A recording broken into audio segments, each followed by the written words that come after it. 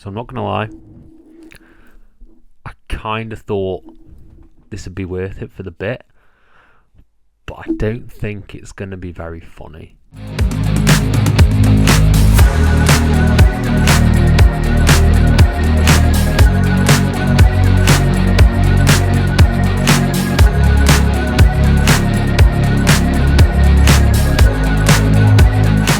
Hello and welcome to FTTR, I am Ian McQuaid, and today we are talking about Progress Wrestling Chapter 186, Jump in the Line. If you haven't guessed, it's an early Halloween edition, and yeah, I'm committed. I'm committed to the bit now. I don't care how it sounds. You're going to listen to me talk through this mask for the entire goddamn video. But we're talking about Progress Wrestling. The show has just finished. I watched it on Triller, and it was class.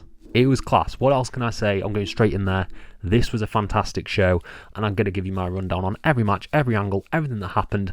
But first, please like this video. Please hit subscribe and let me know your thoughts on the show. If you were there live, if you watched it live, let me know all your thoughts. I'll try to apply to every single one of them as we dive into this. Starting with the overall show. This show was great. It had some amazing angles. I was a big fan of a lot of the story progression that went on here, and there was a match on this show that was goddamn freaking fantastic. One of the best matches of the year, and I can't wait to talk about it. I really can't. It was mind-blowing. It's one of my favourite matches of the year, genuinely.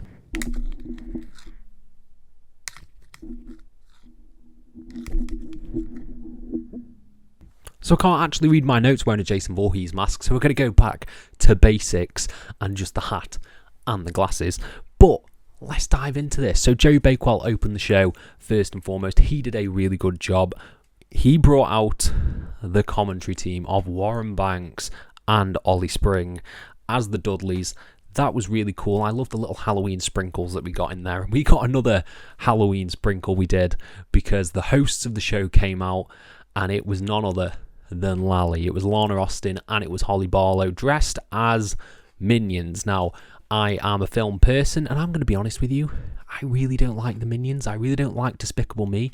I think it's really overrated. I'm going to go on this bit of a tangent right now, but there are so many better animated films that could have broken into the mainstream, like Megamind, like Rise of the Guardians, like Legends of the Guardians, The Owls of Ga'Hoole, like, I don't know, Wreck-It Ralph could have done better, like Treasure Planet. There's so many more. I could just list endless animated films that could have done better than Minions.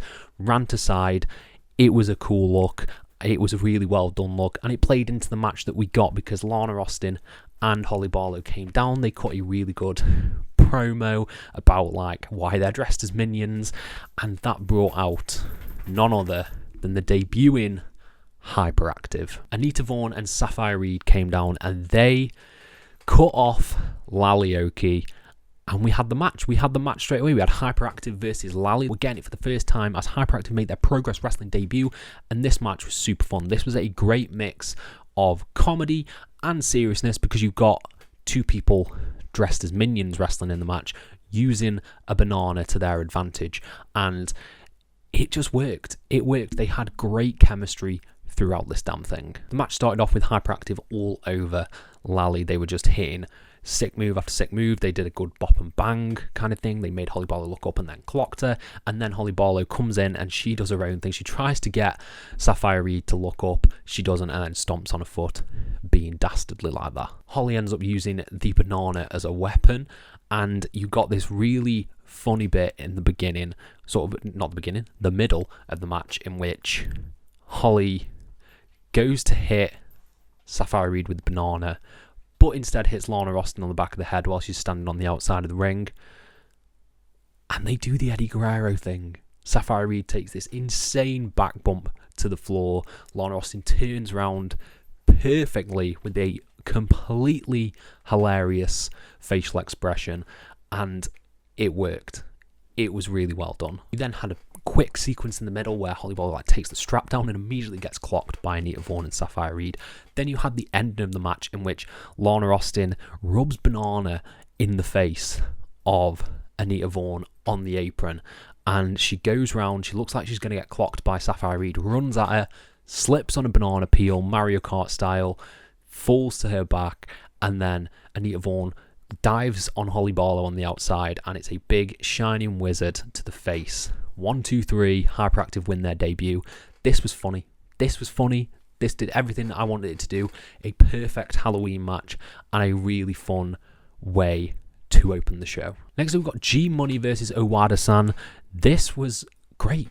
Again. You had Gene Money in there, who's becoming a little bit more of a babyface. He's stepping away from being, the heel leader of the Gene Money family, of the Moth Dog family, the Moth Dog dynasty, let's call it that. And he goes up against Owada-san, who's a member of Team 2000X. He's a bad guy in his own right. And they were playing each other's games. They were both stooping to the same levels. You had Owada-san ripping the nipple tape from G-Money. You had a nice bit in the middle where they're tweaking each other's nipples. You had both men eye-poking poor Tom Scarborough, then low-blowing each other. It was great. It was really great way to sort of balance the dynamics. Following on from the double low blow, you had Owada-san hit a great looking German suplex on G-Money, but G-Money managed to come back with an Ainsley Lariat for the 1, 2, 3, beating Owada-san. Yeah, right decision. I believe this is the right decision, keeping G-Money, getting some wins under his belt, and Owada-san, it's a shame Team 2000X aren't picking up more wins, but what I liked here was the post-match, because Gene doesn't want to cheat. He doesn't want to be a bad guy anymore. He goes to shake the hand of Owada-san, but Session Moth Martina comes and she chop blocks the back of the leg of Owada-san, and Gene's not having it. He gets on the mic, he tells Session Moth no, and I was like, okay, we're going to get that really inspiring good guy speech from Gene. Instead, he says that Owada-san is his long lost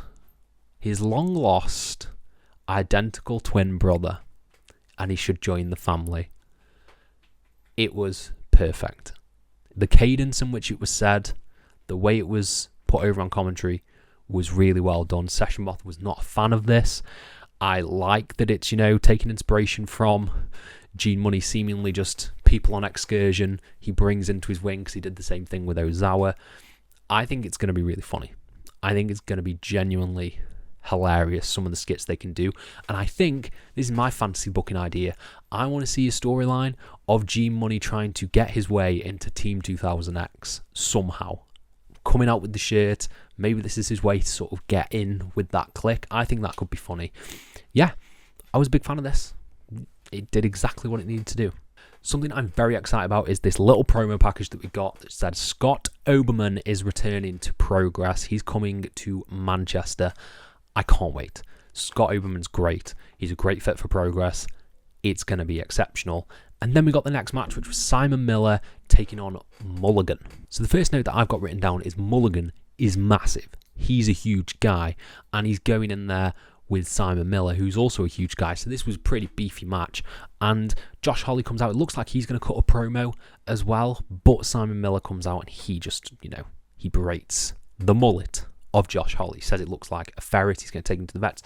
All good stuff, because, like I said, if you couldn't tell from Jason Voorhees' mask, I'm Team Simon.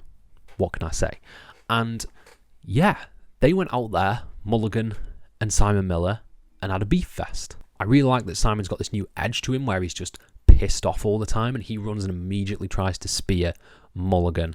He powers him into the corner, but then Mulligan, because he's massive, starts just wailing on Simon Miller, hitting a huge crossbody out of the corner. He's hitting like a reverse DDT.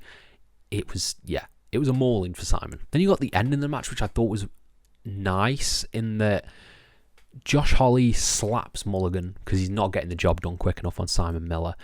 Mulligan goes out, tries to take out Josh Holly. This partnership has seemingly ended already, and Simon dives through the ropes, hits a great dive on Mulligan and Josh Holly, gets Mulligan back in the ring, and manages to hit 2 spears for the win. The promise of this, so I'm going to talk about this bit first. The promise of Josh Holly coming out with various big guys, maybe like Bullet, for instance, thinking he's got them under his thumb and then just getting destroyed after the match because he can't keep his cool, could be very funny. And I like that the new edge that Simon has, where he's killing people and he's got this fire to him, because 2 spears, Yeah, 2 spears and ups and downs. It was a great way to finish him off. And then Simon goes to the back, not last we'll see of him, and then Mulligan hits one of the best choke slams I've ever seen on Josh Holley. That is what you need to do. Almost like Max Caster's open challenge. Having these big guys who've been recruited, paid by Josh Holley to take out Simon Miller or some other babyface, having them destroy Josh Holley looks great. It's a great comedy bit, and it does wonders for like the big guy because it makes them look super powerful and super strong. I think it could be a really good bit going forward. So yeah, I thought this was fun. This was good. Okay, then we got best match on the show. I think hands down this is my favourite match on the show. This match was incredible. For the Progress Women's Championship, Rayne Leverkusen versus the champion Rhio. Now Rhio has already had one of my favourite matches of the year against Kanji at 100 volts. I don't know if I prefer this more, but it's on the same level. And this one had a shock ending. Start at the beginning. So these guys have had a feud for a little bit. It always seems like Leverkusen has been always the bridesmaid, never the... That's hard to say. Always the bridesmaid, never the bride. Because she was screwed in the triple threat. She never really got that one-on-one match with Rhio. And now she's getting it here. And it started off slow. It was a lot slower paced compared to the other matches sort of that have been built up to this. They also sort of had like really hot openings. This was methodical. It was technical to begin with. They were pushing each other down, tests of strength. And I was hooked. And then it kicked up another gear. When it just escalated. And the point that it turned and sort of got like amazing was you got the fiery comeback from Rayne Leverkusen at some point, and you had this amazing bit where Rio's taken so much punishment, she's rolled to the outside and Rayne can't power her up to get her in the ring. She manages to get her in the ring, and Leverkusen ends up getting hit with a nasty headbutt from Rhio and then a package pile driver on the apron. It looked amazing. It was so good, and that leads to Rhio getting into the ring. It looks like she's going to get a count-out win and retain her title against Rayne, but Rayne manages to slide in. And then we just got this sequence where Rayne just wouldn't die. She just wouldn't die under Rio's power because Rhio was hitting her with everything under the sun. There was a shotgun dropkick into a near fall. Then there was like a pump handle powerbomb into a near fall. And Rayne just kept kicking out of everything. You could see on the facial expressions of Rhio, she was like, I don't know what else I've got left to do. And then she gets fired up, she gets pissed, goes for the package pile driver again, and Rayne Leverkusen rolls her through 1, 2, 3, pins Rhio. We have a new Progress Women's Champion. Like, I did not see it coming. I did not have Rayne as my pick to win this match, but my heart doubled in size when I saw it because I think Rayne is great, and I think a shock title change like this that no one was expecting works wonders. And it being the first match these two have had, a singles match these two have had together, again, is amazing because that means there's a rematch in the tank. Rhio could easily say, you know what, let's do this again, and then do a second one, do a third one, have a big blow off. I think there's a ready built feud here, and I think it could be really solid, and I'm just so happy that Rayne won. I feel like I just skipped to the end of the match, but there was a lot of good stuff as well in the beginning of this match. You had like matrix cutters, that like got countered, you had a German suplexes, you had top rope moves, you had everything. That just sounds like a list of a wrestling match, but I didn't. It was just great. This entire match worked, and I didn't take too many notes because I was just gripped, which is why this one's been a bit rambly, but I'm passionate about it, goddammit. It was fantastic. It was an absolutely fantastic match, and I loved the outcome. I hope to God we get a rematch of this in Manchester, because that will be amazing. And we have Miyu Yamashita coming up very soon at Vendetta, potentially facing Rayne, potentially facing Rhio.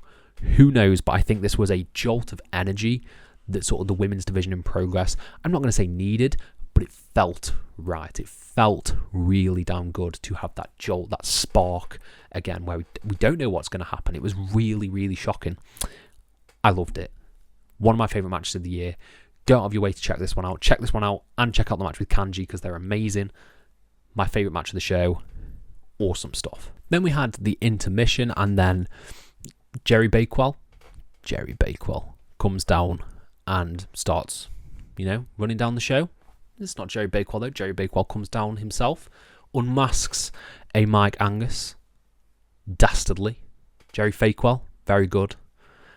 And then we had the winner of the costume competition, who was Captain Birdseye's son. So yeah, that was what happened in the intermission. And then we got the Atlas Championship match as Will Kroos defending against Charles Crowley. I was very excited with this. This was what I thought would be sleeper match of the night. And you know what? I really enjoyed it. I thought this was really, really good. Like, Charles Crowley, I think, told a very interesting story here in that he wants more. He wants more. He doesn't want to just be the goof anymore. He wants to be taken more seriously. And he showed that at the beginning when he goes to put his finger in the hat and give the middle finger or anything like that. He doesn't do it. He just immediately jumps Will Kroos. And I think this quest for gold for Charles Crowley is going to be very interesting. And the match itself, this accomplished two things.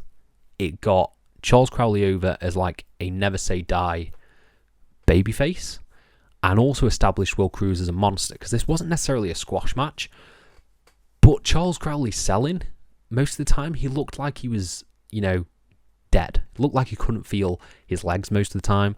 Looks like the power bombs, all the impacts that he was taking was really taking a toll on his body. Immediately Charles Crowley goes for his offense. He goes to hit a huge springboard cutter, but just gets swatted out of midair by Will Kroos, and then Will Kroos hits his senton and just starts, delivering big Irish whips to the turnbuckle, really working over the back of Crowley. Then got a hope spot in the middle of the match where Crowley looks like he's going to make his comeback. He manages to hit like a underhook heat seeker on Will Kroos, but then they start Japan style throwing big strikes in the middle of the ring, and Crowley runs against the ropes, and then Will Kroos just pounces him out of the ring.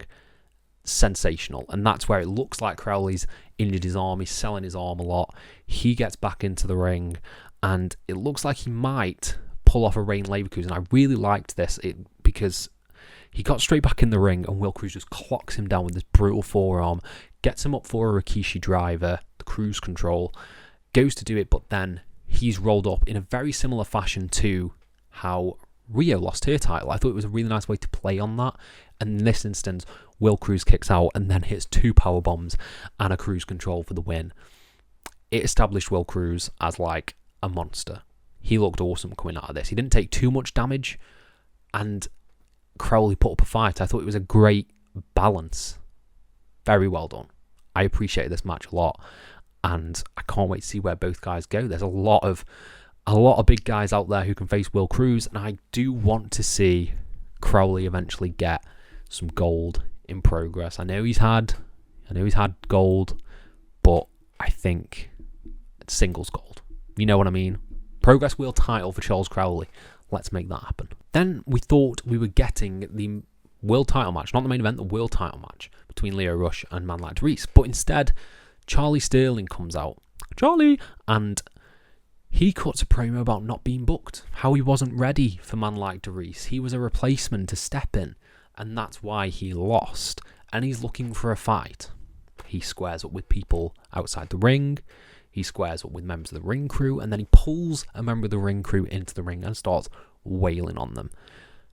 Only for Simon Miller to come and make the save. Actually, that props to the red shirt, because he did get one good shot in on Sterling, but he did ultimately get, destroyed. Then Simon Miller comes and makes the save. Spears Sterling, sends him to the ramp. Again, I love this edge to Simon. And Simon lays out the fact that, he wants a match with Sterling. He wants Sterling number 2 after Strong Style. And it's set for Vendetta. It's going to be Sterling versus Simon Miller. I like this. My pitch, right? My fantasy booking. Simon, if you're listening. For these two, it's probably not going to happen though. It's depending on how they wanted to go. Anyway, fancy booking. YouTube channel versus hair. That's what I want to see. That is the stipulation I want for their third and probably final match that they have. Simon either has to give up his YouTube channel or Sterling has to shave his head. That's what I'm putting forward as the pitch for this feud. Let me know what you think. But yeah, I thought this was great. I thought it was performed really well. I love the cadence that Sterling's speaking in. I love the look. Everything about Charlie Sterling is really, really good. And I want to see him back in the world title picture soon, but I think him being a bastard, going up against someone who was as beloved as Simon, I think they can do exceptional stuff. I think they'd be able to do amazing work on the mic and in the ring, and I'm really looking forward to that Vendetta match. So yeah, I thought this was a really solid angle. Then we had the Progress Men's World Championship match as Man Like Deriess defended against Lio Rush. Now, it's very rare that anyone says this. Man Like Deriess's entrance was overshadowed by Lio Rush's. In my opinion, Blackheart Lio Rush, I'm 50-50 on. Let's say that. Because the entrance and the music I thought was 10 out of 10. Like, one of the best entrances I've seen all year. He looked badass. He looked at the face paint and everything. I thought he looked amazing. When he was billed from the Shire, I was like, okay. Would have thought it'd be more Mordor, but you know what I mean. And he looked cool. He looked awesome. The black goo, I can take or leave the black goo that came out of his mouth towards the end, but it's spooky season, you know. It's spooky season. I can expect that kind of stuff. And they went out there and had a really good match. Yeah, it was great. It wasn't as good as I wanted it to be. I thought it was going to be exceptional. I just love the way Lio Rush just moves around the ring. No one in wrestling moves the way he does. The way he runs and turns, and the way he evades everything looked amazing. It looks so good. And when he did the running on all fours and then hit a dive through the ropes, chef's kiss, thing of beauty. I think what took away from this match for me slightly is the fact they put over the sort of that Lio Rush, this version of Lio Rush can take so much pain, but I didn't feel like it was necessarily like it was a hard hitting match, but it wasn't like the most brutal match to sort of put away Lio Rush. I appreciated that they did like the running cannonball through some chairs, and they did big 450 to sort of put over sort of how much punishment Lio Rush can take. And Man Like Deriess was shocked when he kicked out of that 450. But I didn't feel like it was for the monster that they were portraying him as. I didn't feel like the style and the hard-hitting nature of the match matched up as well. I think is how I'll put it. It wasn't as, I guess, brutal as maybe it should have been to sort of put away this demon, this thing that has come out of Lio Rush, but it was entertaining. It was very entertaining, and yeah, I just love Lio Rush's moveset. He's really good. And the ending, let's talk about the ending, people, because the 450 was a great near fall. The frog splash from Lio Rush was a great near fall, but I am going to give an insane amount of props to Man Like Deriess here. I love Man Like Deriess. When he was locked in the choke, in the bridging choke that Lio Rush had him in, I thought he might tap. The way he went to tap was so close that I nearly bought it. And I was like, no, they're not going to. Surely not. But when he did it twice, it got me. It got me. But ultimately, Man Like Deriess picked up the win. He managed to hit big powerbomb, and he used a pile driver. He hit a pile driver for the 1, 2, 3. Also got a shout out how he just yeeted Lio Rush through the ropes. He just hit an Irish whip at one point, and Lio Rush just went flying through the ring post. That was awesome. That was sick. And yeah, Man Like Deriess picked up the win with the pile driver.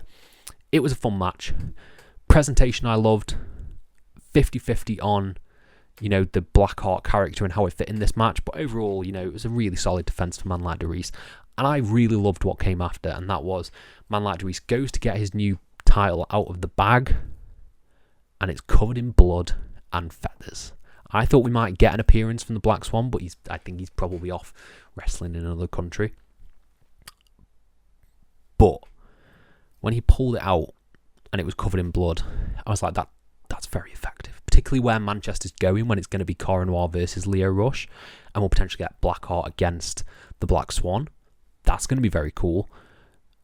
I thought it was effective. It was an effective visual of seeing the blood on the belt, and sort of, man like Deriess was a little bit shaken. He was a little bit shook up by this.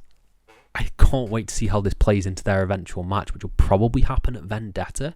Maybe they'll push it back a little bit and really elongate this out of just Cara Noir getting under the skin of Deriess. I'm a big fan of where this story's going. I genuinely am, and I can't wait to see their eventual match. This match wasn't necessarily a home run, but I was a big fan. Then we got a cameo from some Blue Roll. Always love to see it after working in retail. And then we had the main event, which was a triangle ladder match between Lykos Gym, Diamond Eyes, and Sunshine Machine. So I have taken notes for this match, but I am going to just talk about this match because so much stuff happened that I'm not going to run down it in order. I'm just going to tell you off the cuff of my head the things that I loved about this match, because this match was a triangle ladder match. It wasn't, spoiler alert, the cleanest match you've ever seen, but some of the stuff that happened in this match was freaking insane. Was absolutely insane. And just from the opening section where they all start brawling during their entrance, Lykos 2 dives to the outside and Lykos 1 climbs, tries to get the belt straight away. Great dynamic between Lykos Gym in this match. But then it just escalated. You just hit big move after big move. Probably my favourite spot of the match is one that people probably won't talk about. I've just never seen it before. Is when Connor Mills does the McGuinness special off two people who are holding a ladder. It looked amazing. And then he goes to do it off the rope and just gets clocked with a ladder. He's my MVP. Connor Mills was exceptional in this match with some of the stuff that he was doing. He hit like a fisherman's brainbuster onto a ladder that was basically upright. I don't know how it happened, but it looked amazing. He hit a huge diving foot stomp to the floor. Also looked sick. And then you've got Sunshine Machine, who are some of the most athletic wrestlers you've ever seen, doing dives through ladders, walking around the ropes, hitting, dodging people who are clocking them from under the ropes. It was carnage. Biggest heel in this match, I've got to say, were the ladders, because the ladders didn't really want to cooperate. There were several times when they did fall down, but then you built to this contraption, a ladder bridge that was built on the outside by Lykos Gym, and Nico Angelo falls onto it, and Sunshine Machine hit the Splash Mountain where Chuck Mambo is on the shoulders of TK Cooper. He goes to splash Nico Angelo through this ladder. He connects, but these ain't WWE ladders. These ain't AEW ladders where they might break. This was just a solid ladder that did not budge, and I was genuinely worried for both guys' ribs because it looked like it absolutely sucked, but it was a glorious visual.